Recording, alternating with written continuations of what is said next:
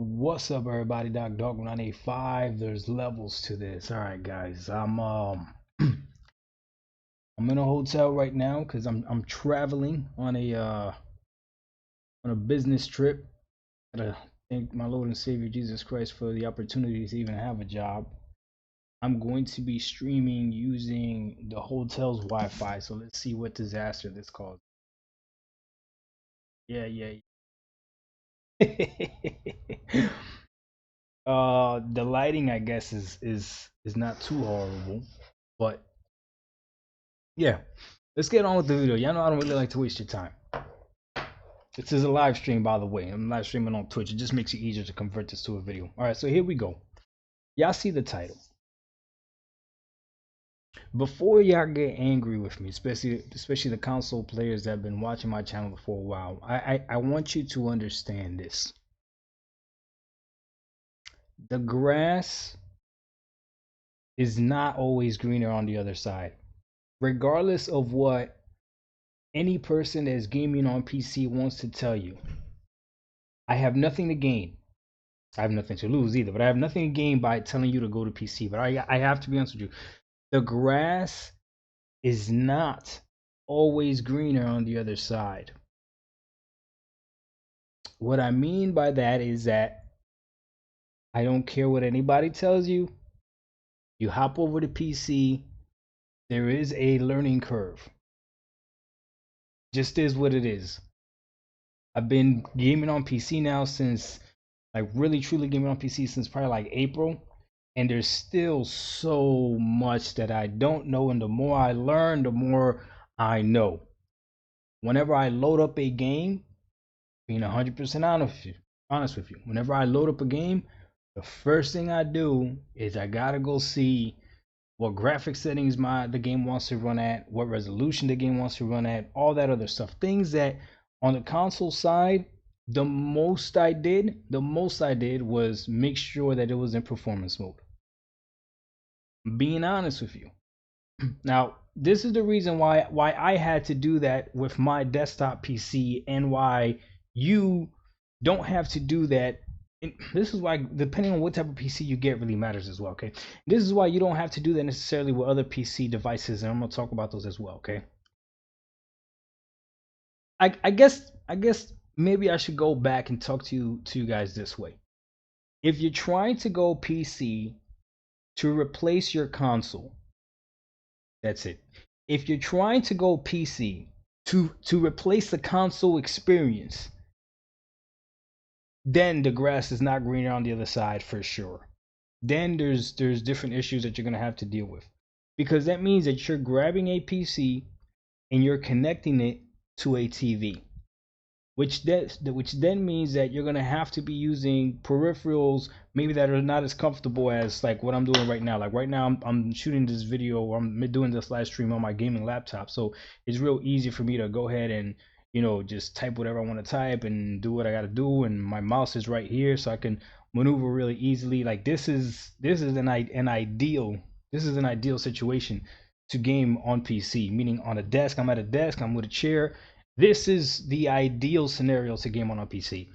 And my desktop, I would have matched my desktop with the proper monitor, which I do have a 1080p monitor, and my desktop is it's got an RX 7600, so it's perfect for 1080p gaming. Like that card is gonna destroy 1080p gaming, right?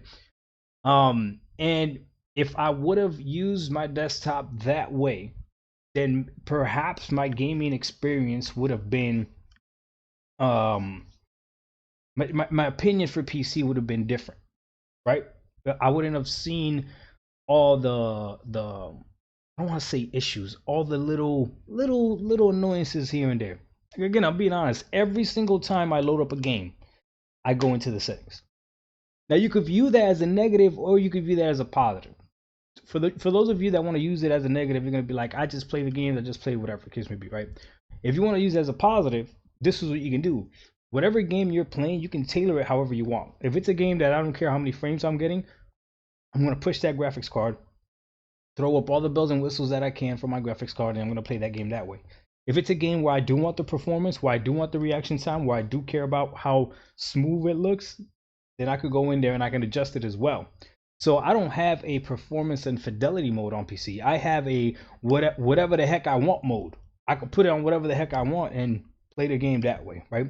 Again, the limitation is going to be on the hardware, not on what you could do with the game. So for instance, there's people out there that every single game they go in, they're going to turn off motion blur. It doesn't matter. They're going to turn that off. They're going to turn off bloom. They're going to put their anti-dropping filter from 16 to 8 because it's a waste. They don't need that. They're going to drop the graphic settings from ultra to high because it's a waste. They don't need that. Or they're going to go ahead and make sure that it's on high and see how the PC runs, right? They'll drop. So there's so many things that go into it that when you start up a game, you're not necessarily just starting up the game and gaming. Again, being honest with you. Something else that PC gamers do that I don't do, I've been able to escape it, is PC gamers have this weird thing of always having an FPS counter on. They always want to know how much FPS they're getting. I do that just to show videos and to do that stuff, but typically I have the FPS counter off. Like, I don't care. All I want is the game to be smooth. And typically, most of the times when I'm running these games, they're gonna run above 60 frames for the most part. I've had maybe 2 games that have made my PC struggle to get above 60, right? So, again, that's a benefit or a negative depending on how you look at it. The fact that when you start a game, you're not just gonna straight up go ahead and play. You're gonna go ahead and go into the settings first. Again, that's not for everybody. I'm sure there's people out there that probably don't even think about it. They just load up the game and play. They don't care if it's got motion blur. They don't care about the field of view, all that other stuff. See, I played Ghost of Tsushima. I gotta talk about this. And like halfway through the game, yeah, it's probably about halfway through the game, I felt like the camera was too close.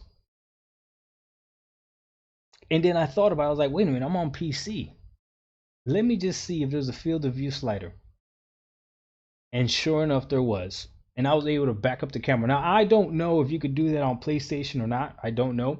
I don't know if you could have done it on the PS4 when it came out on the PS4. All I know is that I was playing it now and I was expecting to see that setting in there. And when I saw it, I was like, okay, yeah, it's in there. That's a huge benefit to PC as well. Just little things like that. But the grass is not greener on the other side. Now, maybe my mistake was trying to replace the console experience with a PC, because no matter how bad you try, there's still no true equivalent. You got to understand, these consoles were built and engineered with the thought in mind that you were going to control everything with a controller and it was going to be plugged into your TV. That's how they came and engineered these things, right? The fact that you could connect these consoles to a monitor and use a mouse and keyboard is an afterthought. It's an afterthought. Like, I'm glad that they do that, right? So that's why you see videos of people talking about my Xbox replaced my PC, can an Xbox replace a PC, all that other stuff, right? You'll see them using a mouse and keyboard, and they'll use the Windows, they'll use Microsoft's Word Windows way, like through the browser or whatever, right? So they're saying like, yeah, theoretically you could replace it, right? So if you wanted to buy a PC for school, whatever, you could just you just be like, I'll just buy a $500 Xbox Series X, get a mouse and keyboard, and boom, there you go. Now I got a powerful gaming console, and I also have a working computer or whatever. But in reality, the consoles were meant to be consoles first, be plugged into a TV, to be plugged into these high-end TVs. That's really what they're for. The TVs with the HDMI, freaking, I forget what this called, 2. Is the 2.0, the 2.1 HDMI signals to get that 4K 120. Even though there's not many games that are doing, I don't think there's any games that are doing 4K 120. 4K 120. It's either 4K or 120. It's when somebody's knocking. Nobody better be knocking in my room right now. It's crazy. Anyways, listen.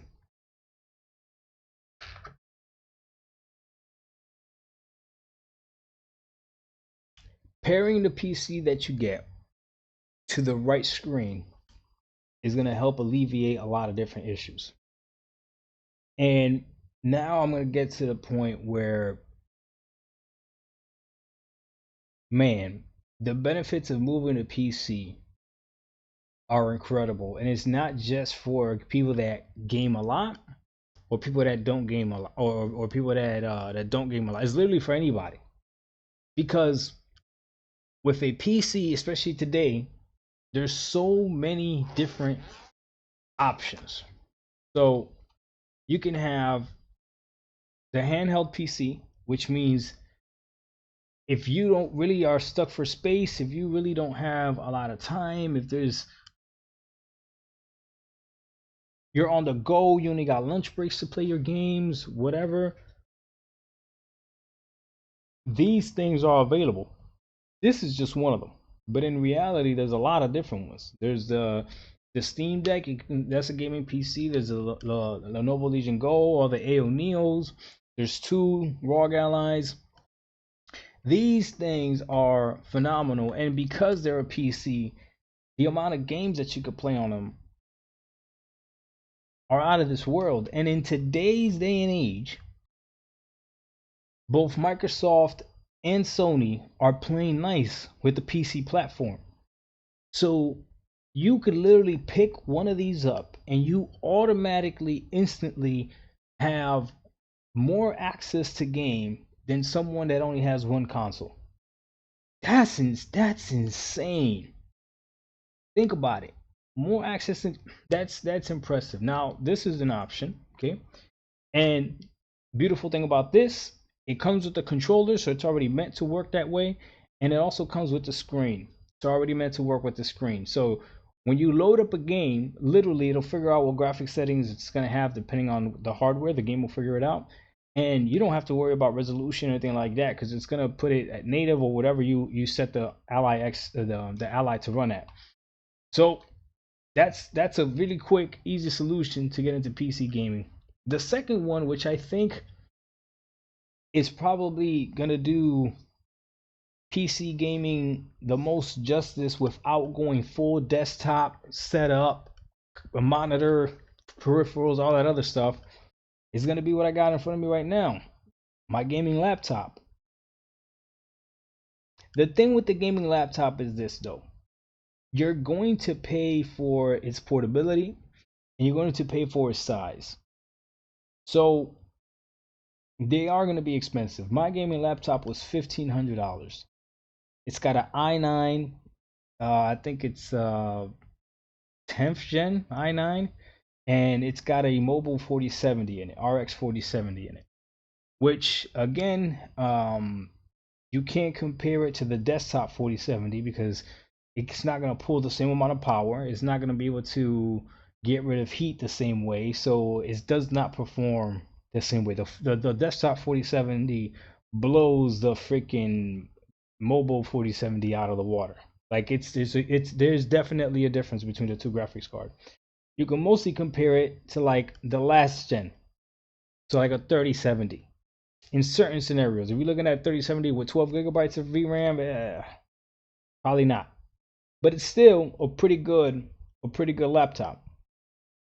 It comes paired with a 16 by 10. The aspect ratio is a 16 by 10, not 16 by 9, but it's 1600p display.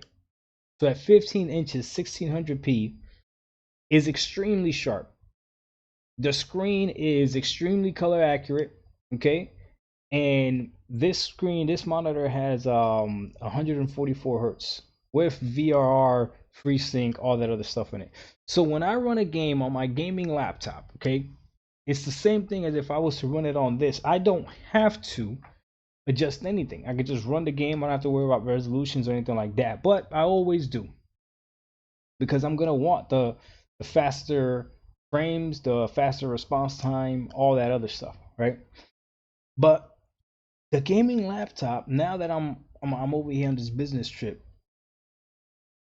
before I got into PC gaming and I was heavily gaming on Xbox the console, the way that I would have access to my Xbox games via Game Pass was either through the cloud, which might work, might not work, okay? Depending on the internet, all that other stuff, right? Or two, remote play, which is also streaming it. Today, I'm in a position, thank you God, where when I travel, I literally have two pieces of hardware that has my gaming library with me.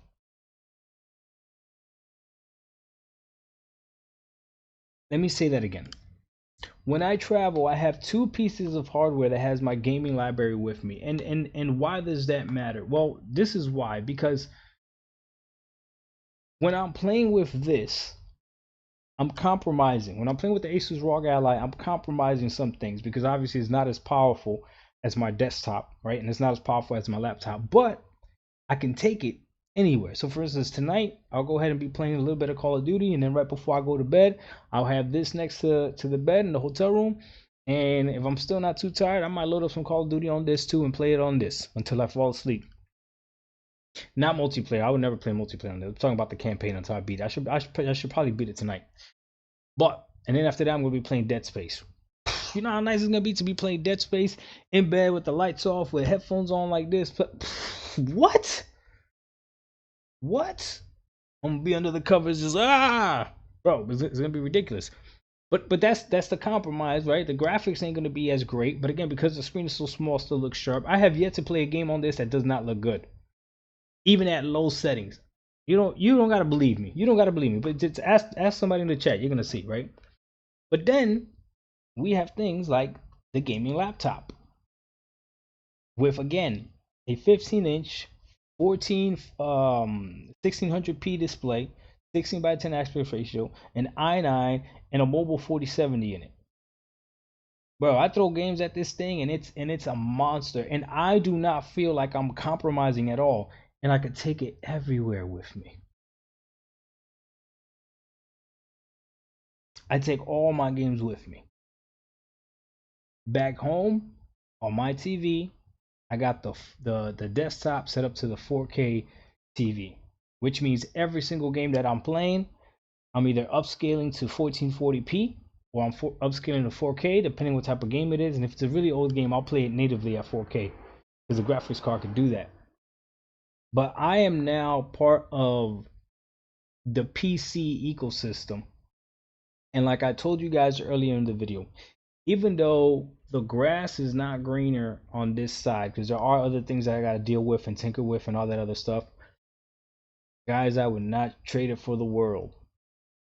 And I love my consoles, man. Xbox Series X, the one thing that to me I wish PC had is that quick resume.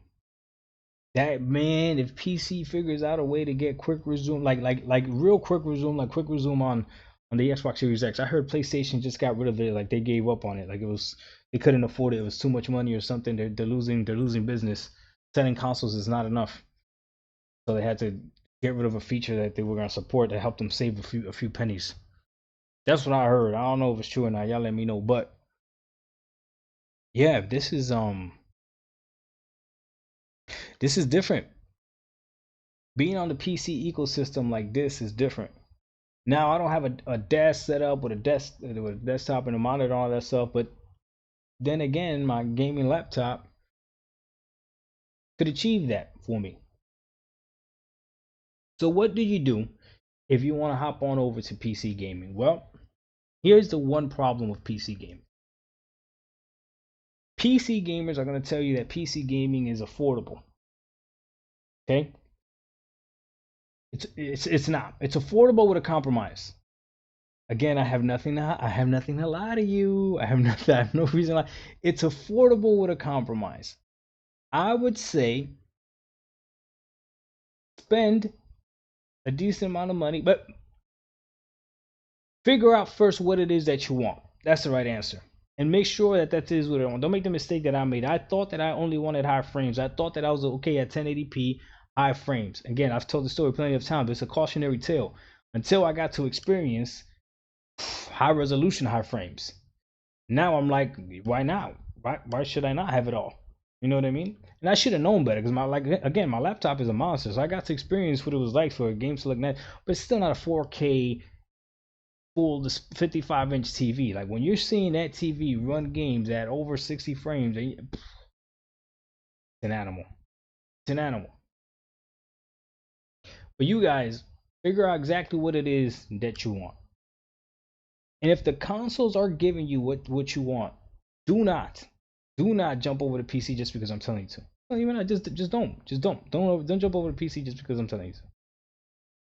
But I'm telling you this, if you're thinking about coming over to PC, figure out what it is that you want performance and fidelity wise. And then once you come over here, you have different options. Okay. The desktop option is one, the laptop option is another, and the handheld PC is another. There's weird different pockets of community out there that for whatever reason despise PC laptop users. Why I have no idea. Why I have no idea. My gaming laptop, according to Steam statistics, destroys like 75% of what people are using on Steam. But according to statistics, right now, obviously those are cafes and all that other stuff, so you gotta take that with a grain of salt. But still. So leave your console to go to PC. Mm, really think about it. That's what I want you to do. I want you to really think about it and see if it's actually worth it. You're going to be losing convenience as far as the ease of use, but you're going to have the option of taking your games everywhere. Because let's say you just start off with a desktop. Let's say you start off properly with a desktop. That's what most PC gamers would say. Start off with a desktop. And you buy a monitor for that desktop, right? Because some PC gamers do not like your PC being connected to your TV. You could do it, but some people don't like that, right? You have it connected to your monitor, you have your desktop, and you're gaming that way. Now you have limited yourself to a specific spot in your house, in your office, in your bedroom, in your gaming room, whatever, to play video games. That's the spot. That's it. That big nice TV that you bought is no longer meant for that. That's only going to have the consoles, right? Okay. Or let's say you decide to go ahead and connect your desktop to your TV. Okay, perfect. You connected your desktop to your TV. You're gonna have to get a Bluetooth keyboard. You're gonna have to get used to turning on the PC, sitting down on the couch, having that Bluetooth keyboard next to you, just in case something happens and you need to do something with the keyboard. You'll be able to control a lot of it with the controller once the PC is on and once you log into your PIN, unless you want to disable your PIN. Again, it's something else that you're gonna have to do.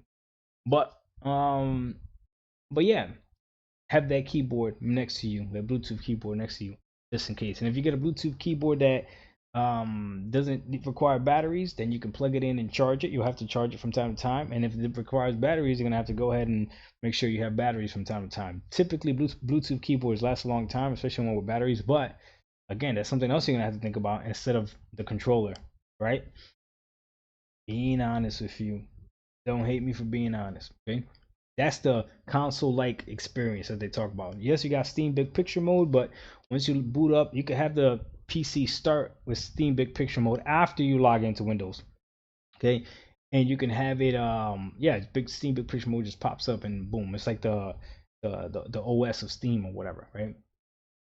And you can play your games from there, unless they're Xbox games, because you can't add Xbox games to Steam seamlessly. There's other things that you got to do that. So again, I'm just being honest with you. But to be fair, if you got a console on your TV, you're only playing games from that console, right? So you're only going to be playing Xbox games that you either bought on Xbox or Xbox games that you have your Game Pass, or PlayStation games, same thing. So I mean, yeah, you can start Steam Big Picture mode and you can access the games that you have on Steam. And if you wanted to, you have the option to also have other launchers or whatever, because you can minimize Steam Big Picture mode and all that other stuff. So it's still more beneficial, but you're gonna have to have a controller in your hand plus the controller for the Bluetooth keyboard, and then a Bluetooth mouse. Unless you get a keyboard and mouse combo, you see, it gets. But like I've said since day one, I promise you this: once you are gaming, it is infinitely better than console. And what's crazy is that you don't have to wait for remakes or remasters. Your PC will remake and remaster whatever you want. The other day I was playing Batman Arkham. I think I told you guys this. And my son walked in. I was playing on my 4K TV. I had the HDR on, even though Windows HDR is not that good, but still had HDR on. And I was playing Batman Arkham at a native 4K, everything on high. Why? Because it's the old game. And it was running smoothly. I didn't have an FPS counter, like I said. I don't put FPS counter for everything. but it was running crazy smooth. And my son walked in and he was like, "Damn!" He's like, "What game? What Batman game is this?" I was like, "Oh, this is Batman Arkham." And he was like, "What? Power PC?" I don't know what to tell you.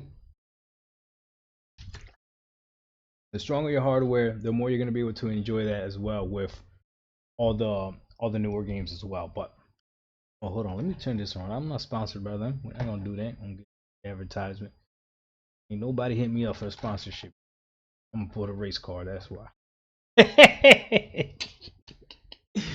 I'm lying. All right, guys. I'm gonna go ahead and end it there. That's 25 minutes.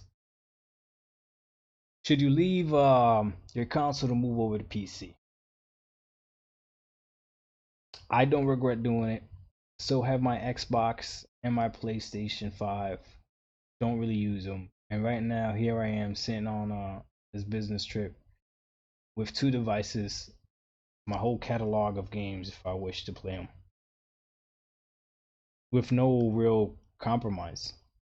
If I want the higher fidelity, I'll play on my gaming laptop. And if I just want to chill in the bed, play on my Asus ROG Ally. People want to complain about this gaming generation, but when you really look at it, I don't think we've ever had a time like this. You can play AAA games in your hand. You can have powerful gaming laptops on your desk that aren't even that really that big. They're just the size to look at the size of a normal laptop. 90% of these games now all have controller support, so you don't have to learn how to use a mouse and keyboard. What are we really complaining about? Dog 1985. There's levels to this. Let me know if you guys have any questions. I see a few of you contemplating whether or not to make the jump. I want to make sure I answer whatever question you have. I've been documenting my steps every single step of the way. It has been working out so far. But we out. Peace.